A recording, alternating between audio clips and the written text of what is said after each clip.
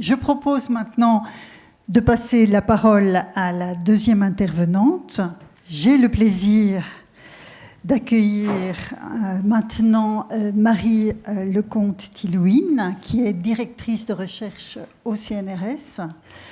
qui est membre du laboratoire d'anthropologie sociale, donc dans une certaine mesure, elle est à la maison. Et en fait, Marie Lecomte, donc dès les années 1980, a étudié la région centrale de la chaîne himalayenne. Et là, même Pierluigi se défendait d'anthropologie de terrain. Là, évidemment, nous entrons dans l'anthropologie de terrain, avec un accent qui est porté sur la relation entre les formes symboliques et leur instrumentalisation politique. On est vraiment dans beaucoup de travaux de Marie Lecomte, nous sommes à la charnière entre ces éléments. Alors en 1993, elle a publié un ouvrage joliment intitulé « Les dieux du pouvoir, les Magars et l'hindouisme au Népal central ». C'était la thèse de doctorat, j'imagine ? Oui, voilà. Qui est paru donc aux éditions du CNRS. Les Magars étant une ethnie tibéto-birmane de l'ouest du Népal. Et donc la relation avec l'intégration en contexte hindou est évidemment au centre de cette étude des rituels, des fêtes, des différents rituels du cycle de la vie. Et après ce travail inaugural qui est toute thèse de doctorat, Marie Lecomte a beaucoup travaillé toujours dans ce contexte népalais et himalayen, en lançant notamment des programmes de recherche, que ce soit dans le cadre de l'ANR ou d'actions concertées incitatives, avec toute une série de publications dont je ne reprends que quelques-unes, un collectif en anglais sur les bards et les médiums, Histoire, culture et politique dans les royaumes de l'Himalaya central. Une monographie intitulée, toujours en anglais, Royauté hindoue, Revival ethnique et rébellion maoïste au Népal. Donc je vous disais toujours ce lien entre la dimension symbolique, rituelle et politique. Et je soulignerai tout particulièrement, parce qu'évidemment, ça a été pour moi le point d'entrée dans le travail de mon invité, l'ouvrage publié en 2020 ou 2021, j'ai vu les deux dates, Sacrifice et violence, réflexion autour d'une ethnographie au Népal, qui vient d'être publié en anglais à Cambridge. Et c'est évidemment cette question du sacrifice et de la violence qui m'intéresse tout particulièrement, puisque c'est une question qui reste totalement ouverte du côté de l'étude du sacrifice grec. Et donc, de ce point de vue-là, la comparaison peut être une expérience particulièrement intéressante. Et je citerai enfin, avant de lui donner la parole, un ouvrage collectif qui a été publié en 2024, Rencontre avec l'invisible, toujours en anglais, Revisiting Spirit Possession in the Himalayas. Et donc j'ai vu avec plaisir que vous utilisiez la notion de présentification de l'invisible, qui nous est particulièrement chère du côté hellénique, évidemment, puisque c'était une des manières dont Jean-Pierre Vernant avait parlé il y a bien des années de ces questions du côté grec. Voilà. Merci encore d'avoir accepté mon invitation et je vous laisse la parole. Donc, merci à vous de m'avoir invité et à vous tous de venir m'écouter. Donc, mon exposé sera moins formel. Je ne l'ai pas écrit parce que, d'une certaine façon, je travaille sur ce sujet donc, depuis 40 ans. Il se trouve que mon premier vrai terrain au Népal, j'y avais été pour apprendre la langue avant ça, mais mon terrain de thèse a commencé en 86 et dès la première année, donc j'ai pu observer ces grands rites sacrificiels royaux, qui est le sacrifice du buffle. Je le mets au singulier, mais comme vous voyez déjà sur l'image, leur nombre importe peu. Le buffle peut être démultiplié jusqu'à des chiffres assez astronomiques, puisque le Népal passe en fait pour avoir le record du monde dans ce domaine, dans le sanctuaire de Garimae, où jusqu'à presque 500 000 buffles ont pu être offerts. Bon, c'est une fête qui dure un mois, hein, et où beaucoup d'Indiens venaient avec leurs buffles. Alors, bon, je ne vais pas rentrer dans tous les détails et toutes les formes de sacrifice au Népal, puisqu'en fait, ce que Sylvain Lévy disait de l'Inde védique s'applique assez bien au cas du Népal contemporain. Il disait que le sacrifice était à l'origine de toute chose et que toute chose avait son semblant d'existence. On peut dire qu'au Népal, on trouve des formes sacrificielles, des logiques sacrificielles et surtout des pratiques sacrificielles à énormément d'échelles. Et donc je vais me concentrer sur une forme qui me semblait particulièrement intéressante, bon, dans l'absolu, mais également pour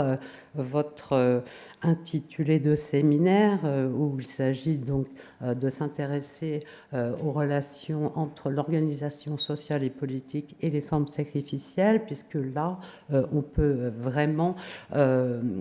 étudier ce qu'un sacrifice fait sur l'ensemble d'une société, puisque on a ce que Mauss appellerait un fait social total, une cérémonie qui implique l'ensemble de la société de ce qui était le royaume du Népal jusqu'en 2008 et qui maintenant, bien sûr, va prendre très probablement des formes différentes, puisque on va dire que son centre royal n'étant plus là, même si le roi a toujours son titre, mais il n'est plus en fonction. Il continue à exercer finalement ce rôle de patron de la grande célébration de la déesse, qu'est ce sacrifice du buffle. Donc je me limite à cette configuration rituelle qui est déjà d'une richesse exceptionnelle, mais qui n'épuise absolument pas toutes les formes de sacrifice que l'on trouve au Népal, qui est un pays donc même s'il est très éloigné de la Grèce ancienne, il partage comme cadre d'enquête le fait de l'importance du polythéisme. Bon, côté hindou, il est beaucoup plus foisonnant, hein, puisque classiquement, il y a 330 millions de dieux, mais en chaque région, en fait, la cohorte vénérée est beaucoup plus réduite, et finalement, on arrive pratiquement à un effectif un peu comparable à ce qu'on pourrait trouver en Grèce ancienne.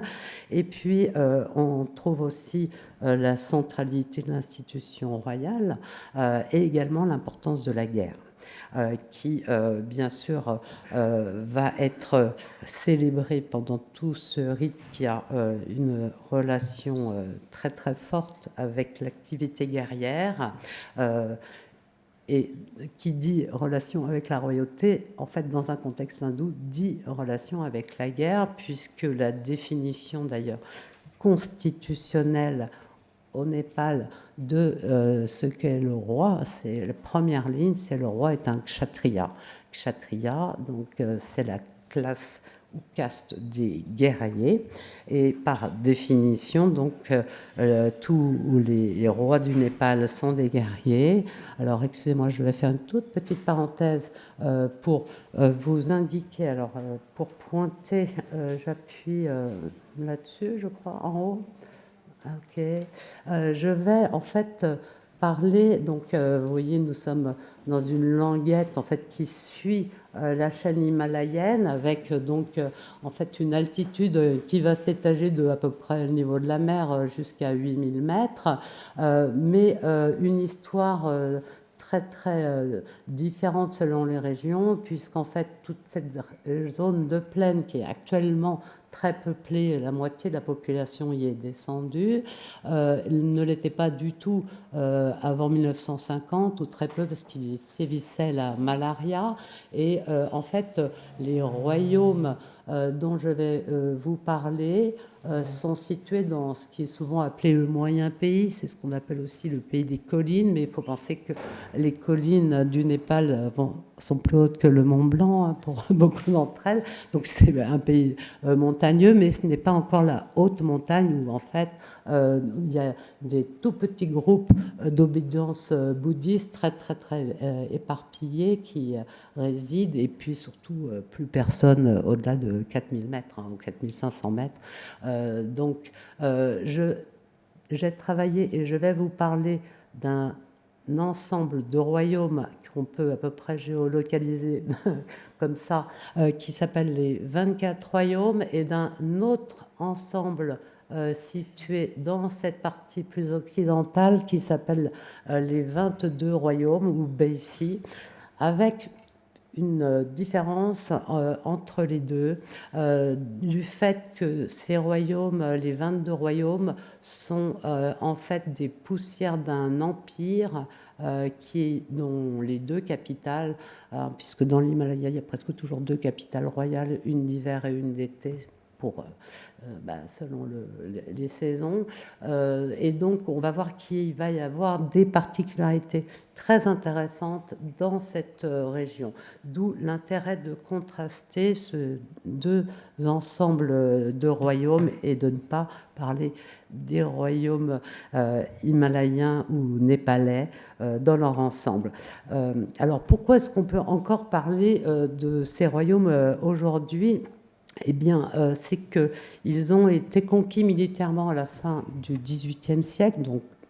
il y a un certain temps, mais il y a une tradition orale et une organisation rituelle qui perdure, qui fait que, en particulier, le rite sacrificiel dont je parle va toujours faire intervenir les descendants des anciens rois locaux, des anciens chapelains locaux, et qu'il y a vraiment un caractère très conservateur de ce rituel, puisque en certains lieux, on voit même co-officier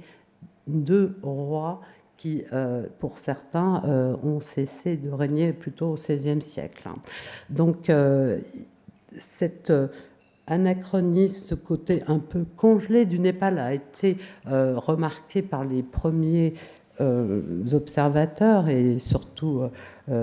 textualistes, comme toujours Sylvain Lévy, hein, puisqu'il a eu le privilège, lui, de séjourner au Népal au début du XXe siècle, et il disait que le Népal, c'est l'Inde qui se fait, donc cette Inde, c'est une sorte de conservatoire. Bon, bien sûr, personne ne reste congelé, il y a des façons d'évoluer, mais il faut quand même avoir en tête que c'est un pays dont le souverain a décidé de fermer les frontières à toute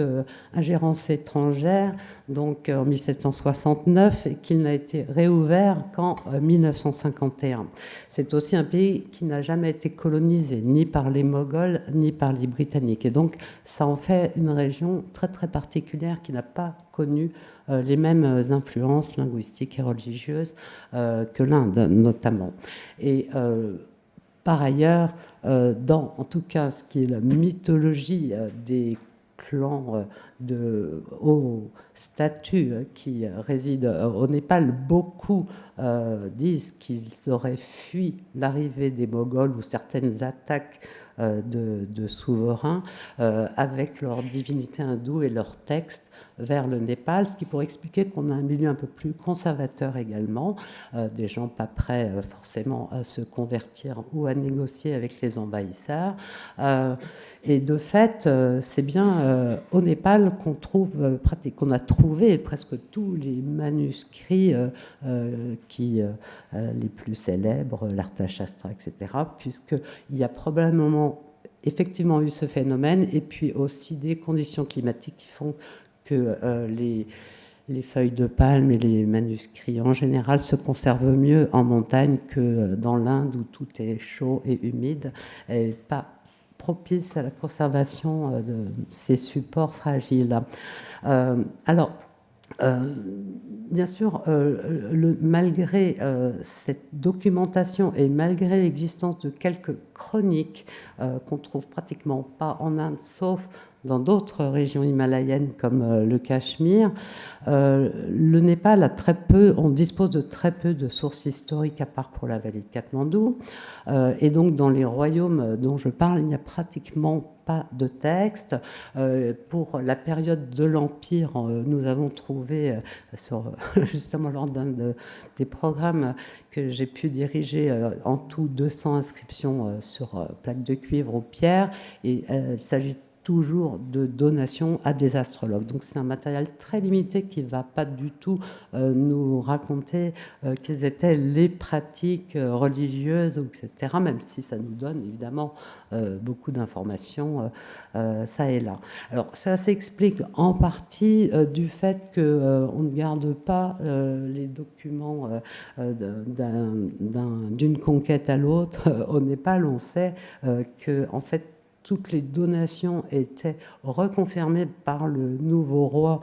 qui venait de s'emparer d'un territoire, et donc on pense que les gens se sont tout simplement débarrassés de la plupart des textes antérieurs. Ce qui fait que, par exemple, si on veut travailler sur l'histoire du rite dont je vais vous parler, on n'a pratiquement rien. Et en fait, la source la plus ancienne que j'ai pu trouver, eh bien, ce sont ces bardes de l'ouest du Népal qui ont un répertoire entièrement oral et qui prend fin, on va dire, au XVIe, XVIIe siècle. Ce sont des gens qui n'ont pas du tout composé justement de nouvelles épopées sur la grande campagne militaire d'unification qui a eu lieu au cours du XVIIIe siècle, mais qui raconte des histoires bien antérieures et beaucoup qui racontent en fait la période de l'Empire, donc début XIIe siècle, fin XIVe siècle, et donc qui mentionne l'un de ces rois, Malaybom, qui aurait donc offert un bouc lors de la nuit noire, qui est vraiment le nom du moment le plus fort du rituel dont je vais vous parler, et donc là, qui atteste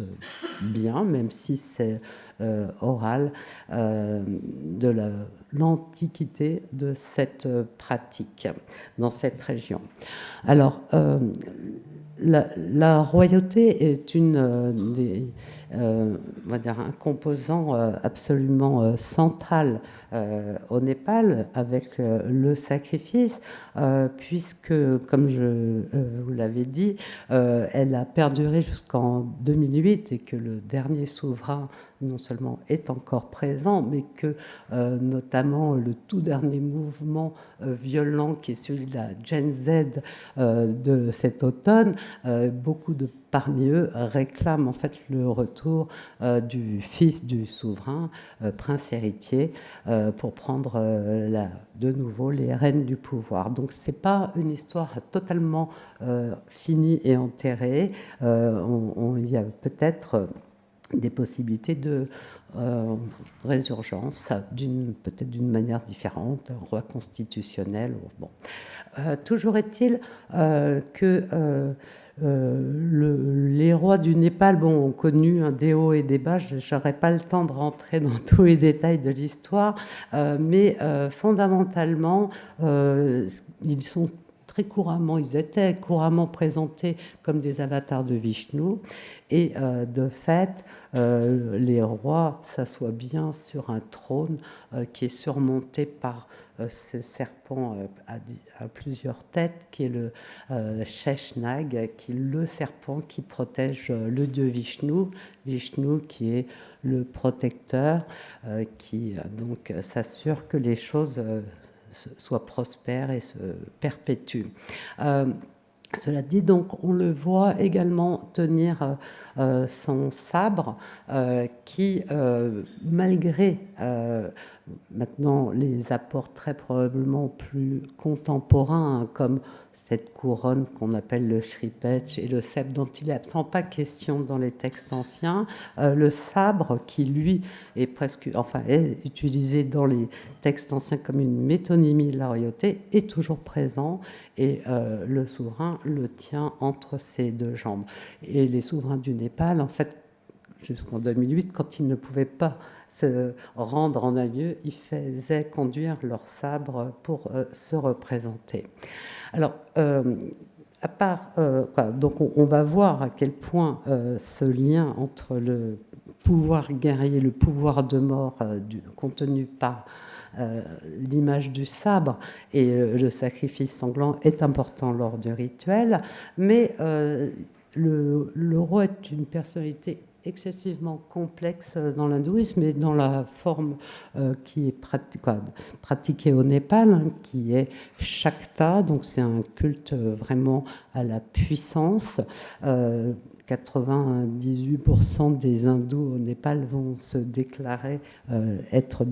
du courant Shakta, et les hindous forment à peu près actuellement 80% de la population, donc c'est une très forte majorité, parce qu'il y a souvent l'idée que le Népal est bouddhiste, puisque beaucoup de touristes vont en fait directement en altitude dans les monastères tenus par des populations en fait qui sont numériquement très très faibles et qui pratiquent effectivement le bouddhisme. Mais voilà, il faut retenir qu'il y a peut-être 8% de gens qui se déclarent bouddhistes mais qui en pratiquent également l'hindouisme pour un très grand nombre d'entre eux. Et puis qu'il y a 5% de musulmans dont l'essentiel en fait vit dans cette plaine qui était très peu habitée avant 1950, et puis qu'il y a 5% de tribaux qui maintenant ont décidé qu'ils n'étaient plus hindous et qu'ils vénéraient la religion de la nature, mais ça ne les empêche pas de pratiquer en fait à peu près les mêmes cultes que les autres, sauf pour certains qui veulent justement s'opposer. Bon, j'aurais pas le temps de beaucoup rentrer dans cette dimension-là, mais je la mentionnerai tout de même parce que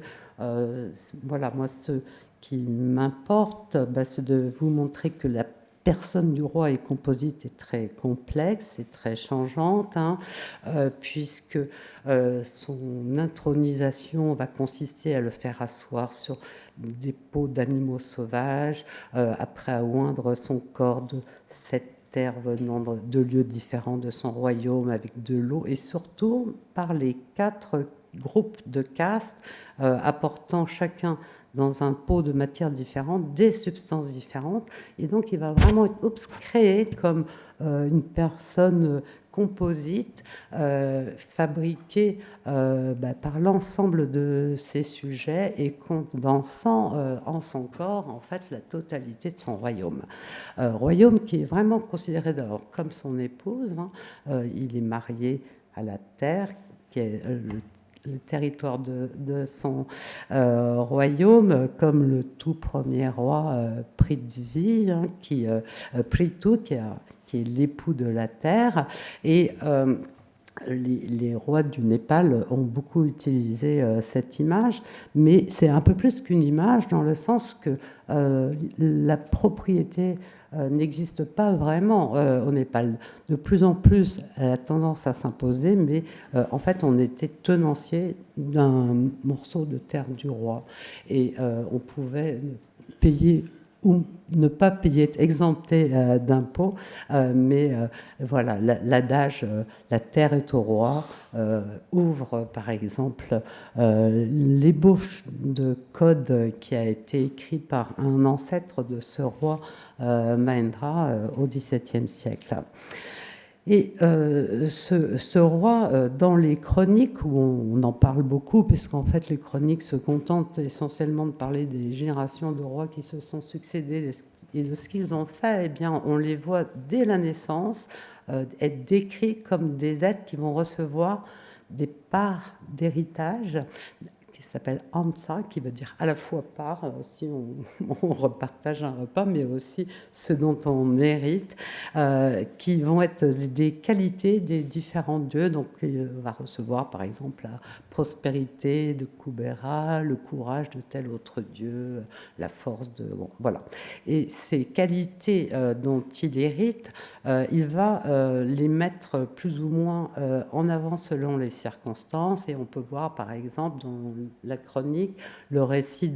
du roi de la fin du 19e, Ranbadosha, qui a été désespéré quand sa jeune épouse, dont il était follement amoureux, est tombée malade, puis est morte, se transformer en forme terrible de Shiva. Donc d'abord en forme de Shiva quand il a commencé à s'en prendre aux dieux qu'il tenait pour responsable de la maladie de son épouse, et puis après en forme terrible de Shiva pour les punir, faire saccager leur temple, et lui-même ne se déplaçait plus que sur les épaules d'un homme, comme le dieu qui avait pris en fait le dessus sur sa personne et qui l'incarnait d'une certaine façon. Mais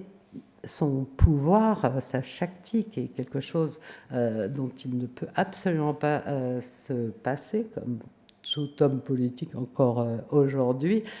provient avant tout de la déesse qui est la source de la Shakti, qui est ce pouvoir d'action, de parole, mais aussi ce pouvoir, on va dire, de vie, hein, puisque quand la déesse est honorée, eh bien, la végétation croît, etc. C'est une puissance très diffuse. Et donc, ils vont... avoir en commun, bien sûr, cette relation de dépendance, mais également, finalement, une nature très proche, puisque la déesse elle-même, apparemment n'existait pas à l'origine, et on a l'histoire de sa création par les dieux qui, faisant face à un démon beaucoup plus puissant que chacun d'eux, en fait, vont rassembler leurs énergies, d'où va sortir cette forme féminine, et la doter chacun d'une arme ou d'un ornement qui lui est spécifique, et en fait fabriquer de toutes pièces cet être composite qui est la Adi Shakti, la puissance primordiale, qui va garder, un peu comme le roi, même beaucoup plus que le roi, cette habilité à changer de forme selon les circonstances et surtout son degré de satisfaction ou de colère, et avoir aussi cette capacité à émettre d'autres formes d'elle-même, c'est-à-dire à se démultiplier lors du combat notamment. Donc, bon, là, je vous en ai montré une version un petit peu terrifiante, dans le sens que, bon, elle est maculée de sang. Je ne vous montrerai pas de sacrifice en train de se faire, parce que c'est vraiment assez impressionnant. Ça ne rajoute pas forcément beaucoup de choses, mais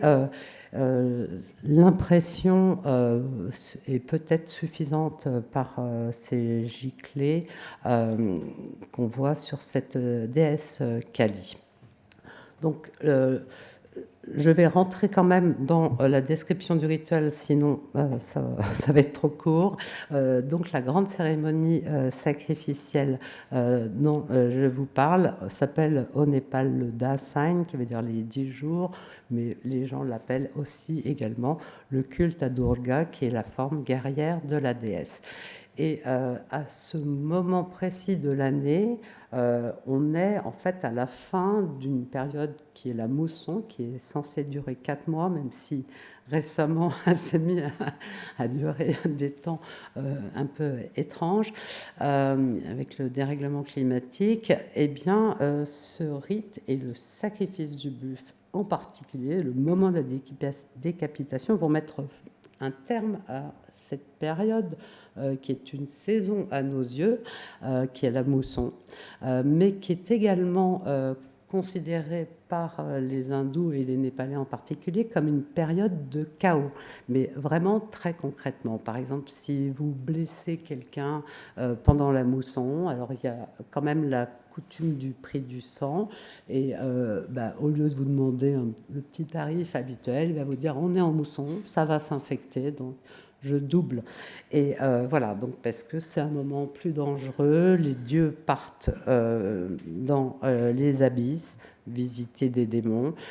et donc les humains sont livrés à eux-mêmes. Alors, dans ce contexte où il y a un manque de protection pour les humains, il y a une quinzaine dédiée aux esprits des morts qui va être suivie par, en fait, alors 10 jours consacrés à Durga, et puis, en fait, jusqu'à la lune suivante, des rites vont prolonger la cérémonie sacrificielle. Et ça va être donc déterminé chaque année par des astrologues qui, maintenant de plus en plus, en fait, œuvrent à Bénarès et envoient un almanach tout imprimé, mais traditionnellement, même encore maintenant dans l'ouest du Népal, les astrologues locaux calculent le calendrier et ils peuvent ne pas être d'accord avec les dates. Donc on peut voir des choses assez étonnantes en termes de dates, et de toute façon on ne peut donc pas fixer de date puisque ça prend en considération la lune, donc ça change chaque année. Et donc en tout cas le premier jour de la fête, eh bien ça va consister en l'établissement de la déesse Durga, donc Durga Stapana, qui va en fait être établie en chaque demeure, que ce soit une simple maison de villageois, un temple ou bien un palais royal, sous forme d'une cruche qu'on remplit d'eau pure, où on peut mettre des fleurs, là, comme dans cette première photo, et d'une petite zone, alors quelquefois qui est, et d'ailleurs dans les manuels il est recommandé de semer ces graines d'orge sur la cruche pour mieux figurer Durga, mais on peut le mettre aussi à côté. Alors, je ne vais pas beaucoup gloser, mais donc ça c'est une photo qui est tirée d'Internet, j'ai oublié de mettre la source, excusez-moi, mais bon, de toute façon, elle s'affiche en gros, mais qui est l'hôtel dans le Palais Royal. Et je voulais vous montrer pour vous expliquer qu'en fait, il n'y avait absolument pas de différence dans l'aspect de l'hôtel à Durga royal et ceux des villageois. Sauf que là, évidemment, il y a une quantité d'orge semée qui est supérieure parce qu'il va distribuer ses germes à ceux qui viendront le trouver. Donc, auprès de la cruche, dans les anciennes forteresses et dans les palais royaux de ces royaumes des 24 que je vous ai montrés sur la carte, on installe les sabres, qui sont appelés des sabres royaux, qui sont appelés généralement le sabre c'est Karka, et ça va être suivi de Dewata, d'où ma traduction de Dieu sabre, puisque c'est vraiment un campande, je ne sais pas comment dire en français, désolé. Donc ces dieux sabres vont recevoir donc des poudres, de l'encens, toutes les formes d'offrandes qui vont également être adressées à Durga pendant les premiers jours du rituel, où en fait il y a une sorte de gestation, enfin plus exactement de germination. Les choses sont en train de naître dans l'ombre de ces foyers, mais dans les centres royaux, les grands temples, il y a des officiants qui vont jeûner auprès des sabres et de la cruche pendant toute cette période d'introduction, comme dirait Mauss dans son schéma. Et le rituel va en fait consister dans ces centres-là à lire la geste de la déesse qu'on appelle le Chandipat, qui est un texte qui, sous la forme qu'on lui connaît insérée dans le Markandeya Purana date du 5e siècle, mais il faut savoir qu'en Inde, la tradition orale, en fait, est beaucoup plus prisée que la forme écrite. Connaître, même encore aujourd'hui, par cœur, ce texte, le Chandipak, pouvoir le réciter sans le lire, est quelque chose qui a beaucoup plus de valeur que d'en faire la lecture. Donc encore s'il y a un texte que les brahmanes népalais apprennent relativement souvent par cœur, c'est toujours donc cette geste de la déesse qui a été traduit en français par Jean Varenne sous le titre Célébration de la grande déesse aux belles lettres. Et donc, évidemment, ce texte fournit en partie le scénario qui va se répéter dans la réalité, mais juste en partie, puisqu'il contient des épisodes qui ne sont absolument pas mis en scène, mais il va contenir ce fameux épisode où les dieux vont créer la déesse, la doter de leurs armes pour qu'elle aille combattre le démon buffle. Mais il y a des éléments dans la cérémonie qu'on trouve à peu près à l'identique dans tous ces différents 24 royaumes qui n'apparaissent absolument pas dans les textes et qui visiblement ne sont pas inspirés, et peut-être que l'un a été plaqué sur l'autre. Enfin bon, ça c'est une question ouverte. Toujours est-il qu'après 6 jours de récitation du texte dans les temples et palais, une récitation qui est assez intéressante, puisque bien souvent, eh bien, ça va être récité d'abord en sanskrit avec ce que les brahmanes appellent atsar, donc des gestes qui vont scander la lecture, qui est très prosodier. Bon, là, c'est pas mon domaine, enfin, donc voilà. Et puis après, réciter sur un ton normal, on va dire, habituel, ordinaire, en népali, donc dans la langue que tous comprennent. Donc il y a cette alternance entre l'effet de la récitation qui en fait est celle qui s'adresse aux dieux, le sanskrit étant le langage parfait des dieux, et puis la compréhension, un petit peu comme si on avait la messe en latin, pas latin, chaque vers comme ça. Donc, cette lecture se poursuit jusqu'au 6e soir où certains officiants vont sortir du sanctum et en fait se rendre aux frontières du royaume, généralement à une rivière, puisque ce sont les rivières dans ce pays de montagne qui marquent les frontières, tandis que les éminences sont les places fortes. Et à cette rivière, en fait, ils vont, souvent ils sont 3-4, s'installer sous un arbre particulier qui s'appelle en népali le bel, c'est l'aigle marmelos. Je ne sais pas pourquoi cet arbre-là est si important pour la forme végétale de la déesse, sauf que... je viens de faire tomber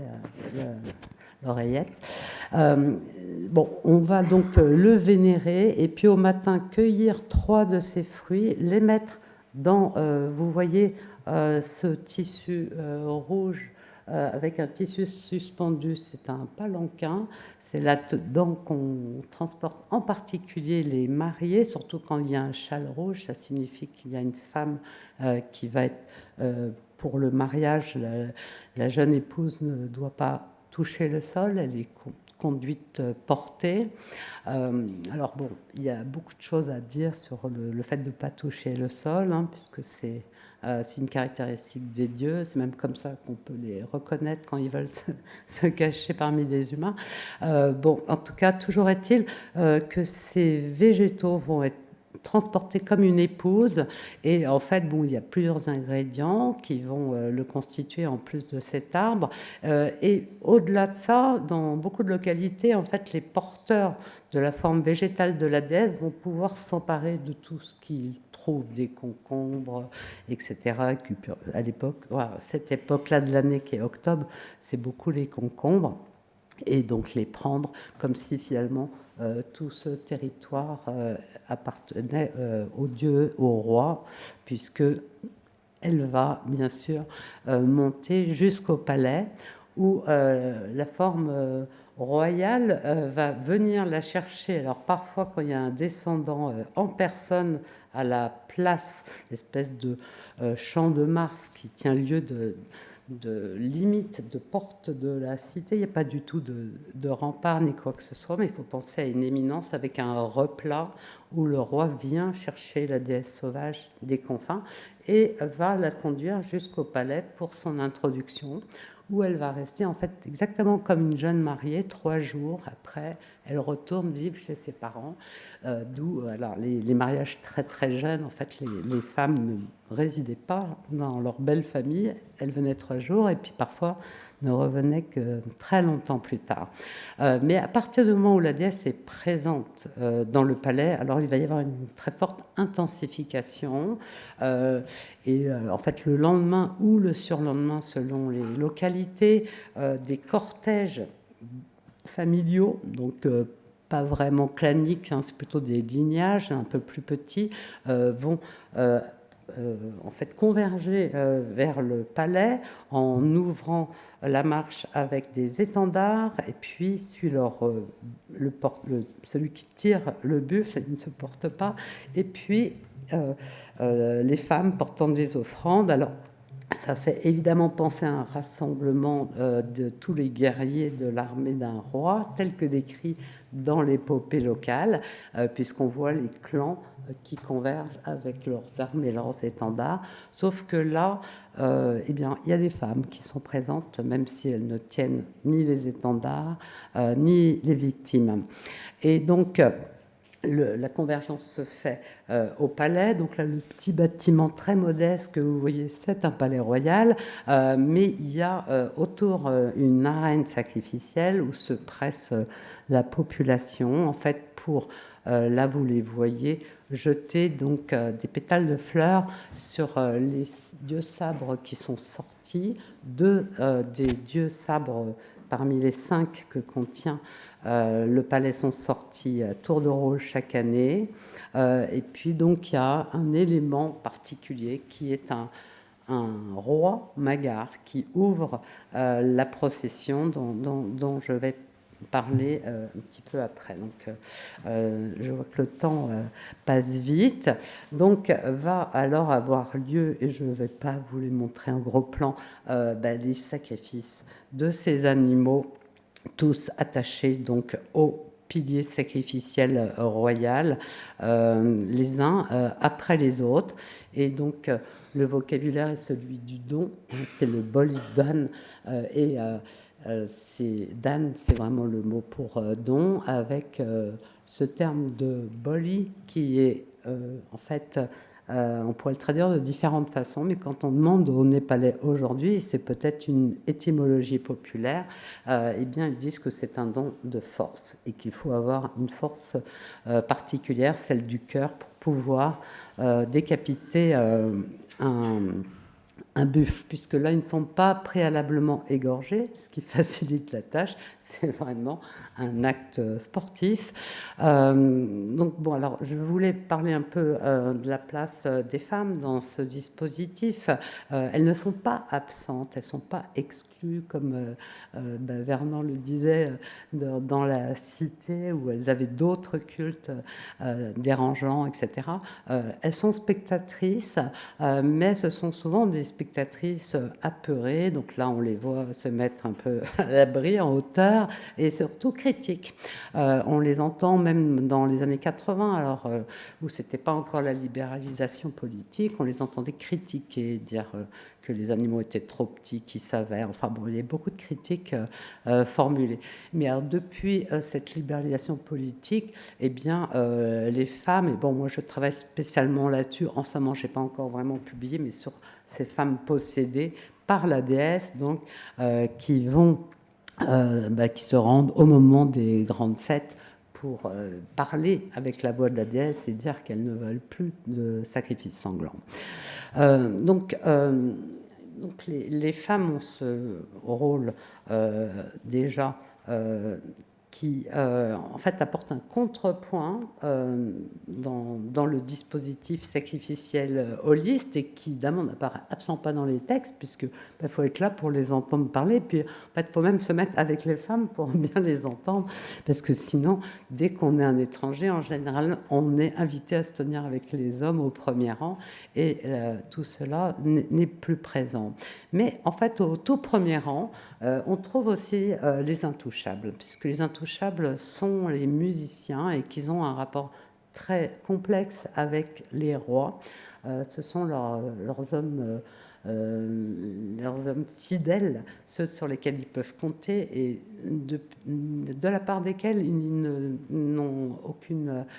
appréhension, puisque étant donné qu'ils sont complètement hors jeu politiquement parlant, ils ne craignent rien d'eux. Et donc, en dessous du Palais Royal, en fait, on s'attendrait à voir des maisons de kshatriyas, de guerriers, etc. Mais non, ce sont les intouchables qui entourent le palais comme si c'était vraiment leur garde rapprochée.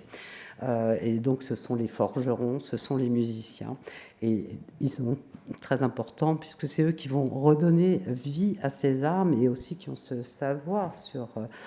qui, en tout cas, historiquement, avaient un savoir très, très important puisqu'ils savaient lire la puissance, la capacité d'un sabre à bien trancher ou pas. Mais donc, ces intouchables ont aussi un rôle très ambigu puisque la grosse différence avec les sacrifices, par exemple en Inde ancienne, c'est que le buffle est un animal fondamentalement impur. Donc aucun deux-fois-né ne peut consommer de buffle sans perdre immédiatement son statut. Donc là, il ne s'agit pas de tuer pour manger, mais vraiment de tuer pour faire manger. Donc faire manger, bien sûr, les seuls qui peuvent manger cette viande impure, qui sont les intouchables. Et donc, on a pu, justement, avec cette contrainte très très forte qui a en fait perduré, même si les petits royaumes avaient disparu, finalement, la royauté au Népal suffisait à perpétuer le même type de contraintes. Et donc, depuis une quinzaine d'années, on voit donc ces gens de basse extraction, ces intouchables, proposer, en tout cas envisager de boycotter ce qu'ils appellent de manger la charogne, alors que ce sont des buffles en fait fraîchement exécutés, mais dont ils soulignent eux aussi le caractère infâme par d'autres terminologies. Et donc en fait là, il n'y a pas de communion au sens propre quand on exécute tous ces animaux, mais la communion va plutôt être un signe de participation à ce rituel qui va en fait être pyramidal, puisque par exemple dans les années 80, les prêtres écoutaient la radio pour entendre à quel moment le roi avait reçu sa marque, puis après tous se distribuaient les marques les uns entre les autres par ordre de seniorité, du plus haut vers le plus bas et jusqu'aux plus modestes, donc aux enfants de 3-4 ans, aux intouchables qui le recevaient dans leurs mains pour se le mettre, mais qui faisaient bien partie du même ensemble sacrificiel. Et c'est un rite donc, qui ne s'arrête pas d'une certaine façon. C'est vraiment une introduction à un sacrifice d'une ampleur beaucoup plus grande qu'est la guerre, puisque après la clôture des rituels, la fermeture des temples et la distribution des marques, eh bien, les hommes font des danses avec les armes sacrificielles, avec les sabres, qu'ils appellent en fait un départ en guerre, et ils prétendent que au temps des rois anciens, ils partaient, ça ouvrait la saison de la guerre. Alors, une saison qu'on peut comprendre, puisque c'est aussi la saison des treks et des alpinistes, puisque la mousson s'arrête effectivement un peu de temps après, et donc on peut se déplacer en montagne beaucoup plus facilement. Je crois que Je ne sais pas, je crois que j'ai pratiquement épuisé mon temps, mais donc je ne vais pas développer, mais en 4-5 minutes, je vais quand même vous dire un petit peu ce que je vous avais dit au tout départ, c'est qu'en fait, dans le modèle que je vous ai présenté là, c'est vraiment celui qu'on retrouve partout dans les 24 royaumes, où on voit une très forte centralisation du pouvoir dans chaque ancien petit royaume, avec justement une matérialisation unique qui est le pilier sacrificiel du roi, où on va attendre son tour, en fait, selon sa position, son éminence par rapport aux autres. Mais dès qu'on pénètre dans la région ex-Empire Mala, dans les 22 royaumes, alors les piliers sont assez surprenants. Alors, dans ce qui était la capitale de l'Empire, à Doulou, eh bien, le pilier, en fait, je ne l'ai même pas pris en photo parce qu'on le voit à peine, il fait 5 cm, il est au pied de cet édifice, mais pour tout le monde, ce qui est important, c'est le lion, qui est vraiment la puissance ancienne de l'Empire, et donc les buffles ne vont pas du tout être liés comme ils le sont ailleurs pour être exécutés proprement, on va dire décapités, mais ils vont être lâchés dans la foule, et les jeunes kshatriyas armés vont poursuivre les buffles loin dans les rizières en étage, jusqu'à ce que, dès que l'un l'a tué, eh bien, il fasse appel au brahman qui va venir pacifier l'animal avec de l'eau lustrale, etc.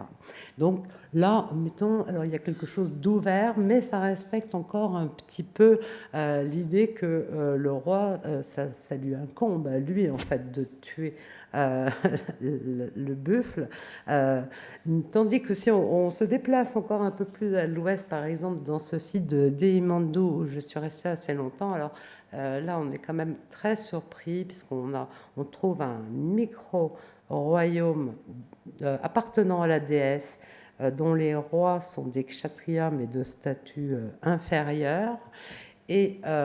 qui fait en fait comme une sorte d'état tampon entre deux grands territoires princiers de rois Thakuri, avec ces piliers intérieurs qui sont déjà appelés piliers de pouvoir, où chaque officiant s'assoit au pied lors du culte, et où il va aussi amener son buffle pour la bénédiction. Mais les animaux vont après être attachés à des piliers externes qui sont très nombreux, il y en a plusieurs centaines, et avec eh bien, quelque chose d'assez étonnant, c'est que de la même façon que les Thakuri, on semble avoir confié en fait la source de leur pouvoir, qu'est cette déesse, à des rois de basse extraction, et à l'intérieur de ce micro-royaume, ce qui est considéré comme le pilier principal, c'est celui où le buffle dans le fond est attaché, qui appartient à des intouchables, et c'est donc celui-là qui est totalement invisible de l'extérieur, qui a la primauté, un peu comme s'il y avait un leurre pour empêcher, brouiller l'origine du pouvoir royal dans ces régions. D'ailleurs, les gens disent que quand les Thakuri arrivent en procession sur leurs chevaux, avec leurs buffles, etc.,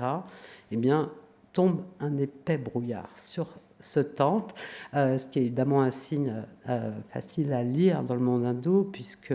les Thakuri se revendiquent aussi comme ancêtres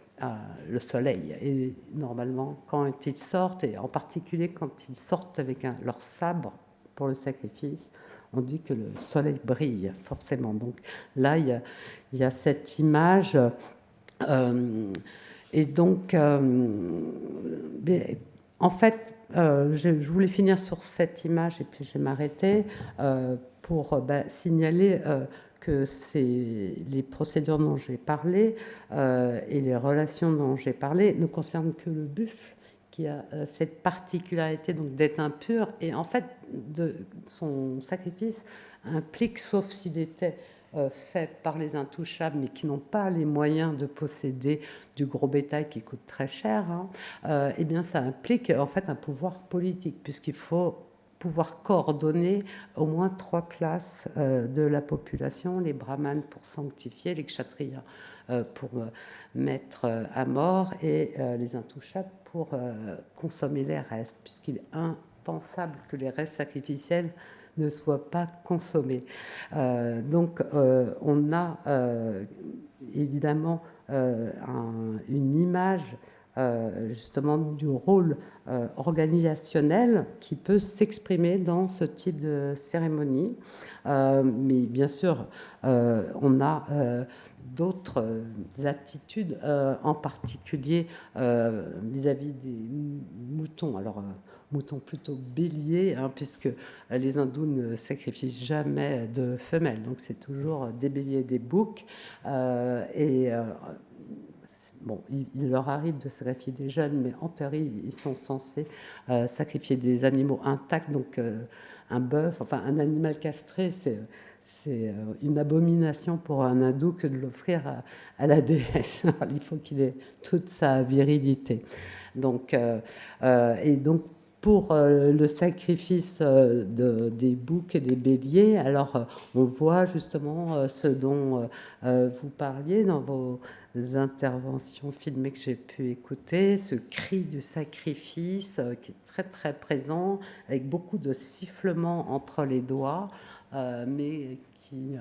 en tout cas localement, m'ont été glosés comme des manières d'atténuer la douleur pour l'animal, pour l'étourdir d'une certaine façon. Cet animal donc, qui est considéré en fait comme un fils ou et un sacrifice qui fait beaucoup de peine aux femmes et aux enfants, en particulier qui s'attachent à leurs chèvres et leurs moutons, comme nous à nos chiens et nos chats. Voilà. Donc je vais m'arrêter là pour ne pas dépasser mon temps de parole.